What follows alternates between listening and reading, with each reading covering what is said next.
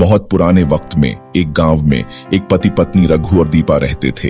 रघु रोज सुबह अपने काम पर चला जाता था और दीपा घर का सारा काम संभालती थी। दोनों ही बहुत भले लोग थे। दोनों का जीवन एक दूसरे के साथ खुश था। दीपा घर में अकेली रहती थी। वो घर का सारा काम करने के बाद भी बहुत खाली खाली महसूस करती थी। एक दिन दीपा के घर के दरवाजे पर एक मांगने वाले बूढ़े बाबा आए। बूढ़े बाबा ने कहा, बेटी कुछ खाने को दे दो, कई दिनों से कुछ नहीं खाया। दीपा बोली, थोड़ी देर ठहरो बाबा, अभी लाती हूँ। दीपा ने फौरन अपने घर की रसोई से जो खाना बचा हुआ था वो एक बर्तन में रखा और घर के दरवाजे पर आकर उन बूढ़े बाबा जी को दे दिया।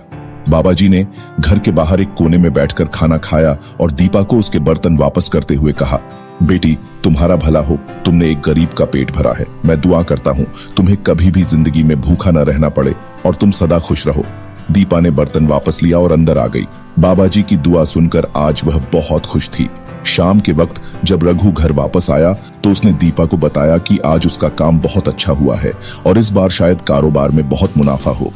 दीपा ने जैसे ही ये सुना उसे एकदम ख्याल आया कि आज उसे उन बूढ़े बाबा ने दुआ दी थी, इसलिए उसके पति का काम अच्छा हुआ है।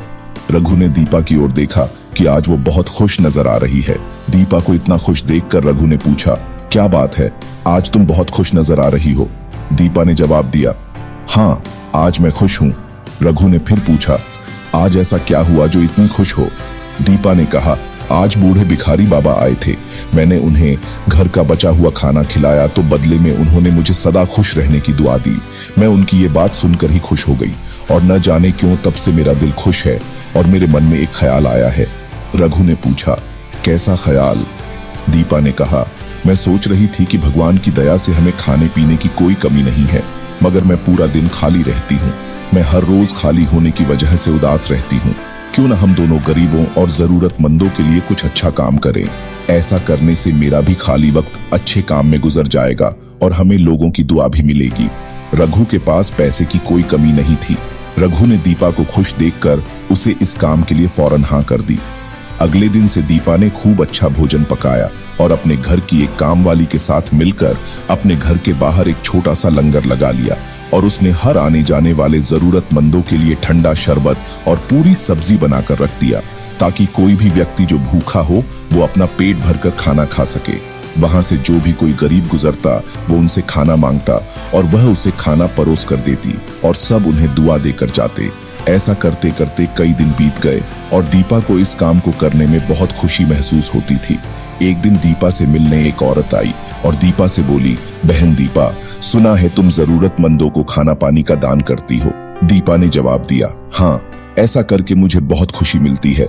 भूखे लोग जब पेट भरकर खाना खाते हैं तो उनके चेहरे पर जो मुस्कान आती है वो मेरे लिए बहुत कीमती है। उस औरत ने कहा, हाँ ये बात तो बहुत अच्छी है। दरअसल मैं यहाँ तुम्हारे पास एक ऐसे ही अच्छे काम की मदद मांगने आई थी। पास में एक गांव है जहाँ के लोगों के पास पानी की कोई सुविधा नहीं है। वो लोग पानी के लिए बहुत परेशान रहते हैं। तुम्हारे पति के पास बहुत से मजदूर काम करते हैं और तुम्हारे पति को पैसों की भी कोई कमी नहीं है।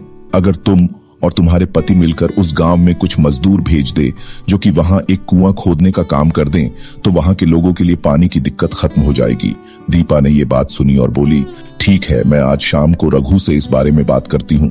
मुझे यकीन है वो मना नहीं करेंगे और हम वहां कुआं बनवाने का काम करवा देंगे। शाम के वक्त जब रघु घर आया तो दीपा ने उसे सारी बात बताई। रघु ने दीपा को इस काम के लिए हाँ कर दी। अगले ही दिन रघु अपने साथ 5 और 6 मजदूरों को लेकर पास के उस गांव में पहुंचा और सही जगह देखकर उसने उन मजदूरों से खुदाई का काम शुरू करवा दिया और कुछ ही दिन में उसने वहां एक बड़ा खूबसूरत सा कुआं तैयार करवा दिया। अब उस गांव के लोगों ने वहां से पानी निकालना शुरू कर दिया और उनकी पानी की मुश्किल आसान हो गई। सभी लोग खुश हो गए। कुछ दिन बाद रघु के पास उसका एक दोस्त उससे मिलने आया और रघु से कहने लगा, क्या बात है रघु, मैंने सुना है तुम लोगों के भले के लिए बहुत दान कर रहे हो। रघु ने जवाब दिया, अरे नहीं, ऐसा नहीं है। ये सब तो बस मेरी पत्नी की अच्छी सोच और मेहनत है। मैंने तो बस कुछ पैसे ही खर्च किए हैं। ये सब भला काम तो मेरी पत्नी ही कर रही है। उसका दोस्त बोला, अच्छा तो ये सब दान तुम्हारी पत्नी कर रही है। भाई जरा ध्यान रखना, कहीं ऐसा ना हो कि तुम्हारी पत्नी तुम्हें कुछ ही दिन में कंगाल कर दे और तुम खुद गरीब हो जाओ। ये सुनते ही रघु परेशान हो गया और घर जाकर अपनी पत्नी को कहा, दीपा ये जो रोज रोज तुम इतना खाना पकाकर गरीबों को खिला रही हो, अब कल से मत खिलाना। तुम ऐसा ही करती रहोगी तो तुम मुझे एक दिन कंगाल कर दोगी। दीपा ने जब ये बात सुनी तो वो बहुत उदास हो गई और अगले दिन उसने गरीबों के लिए कोई खाना नहीं पकाया।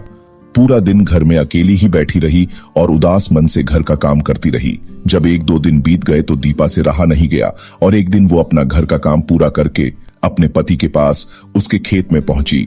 वहां जाकर देखा बहुत सारे किसान और मजदूर अपने अपने काम में लगे हुए थे और उसका पति रघु, जो कि वहां का बहुत बड़ा ठेकेदार था, वह एक कुएं के पास कुर्सी लगाकर छाव में बैठा है।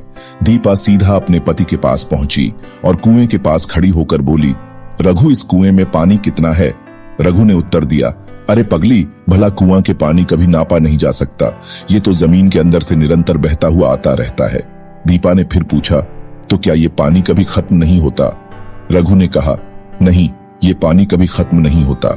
दीपा ने कहा, अगर तुम्हारे सारे खेतों में कई सालों तक भी इस कुएं का पानी निकालते रहे तब भी ये पानी कभी खत्म नहीं होगा। रघु ने कहा, नहीं, तब भी खत्म नहीं होगा, मगर तुम ये सब क्यों पूछ रही हो?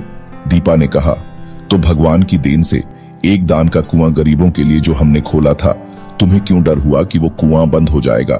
जब ये कुआं भगवान की लीला से कभी बंद नहीं होता तो वो दान का कुआं कैसे तुम्हें नुकसान उठाने देता? और इतना कहकर दीपा उदास खड़ी हो गई। रघु ने दीपा की बात सुनी और शर्मिंदा हुआ और दीपा को उदास देखकर उसको कहा, मुझे माफ करना दीपा, मैंने बहुत गलत सोचा था। तुम सही कहती हो, दान के काम से कभी भी कोई नुकसान नहीं हो सकता। तुम कल से वापस से अपना दान का काम करना शुरू कर दो, अब मैं तुम्हें कभी नहीं रोकूंगा। और अगले ही दिन से दीपा खुशी खुशी वापस खाना पकाने और बांटने के काम में फिर से लग गई।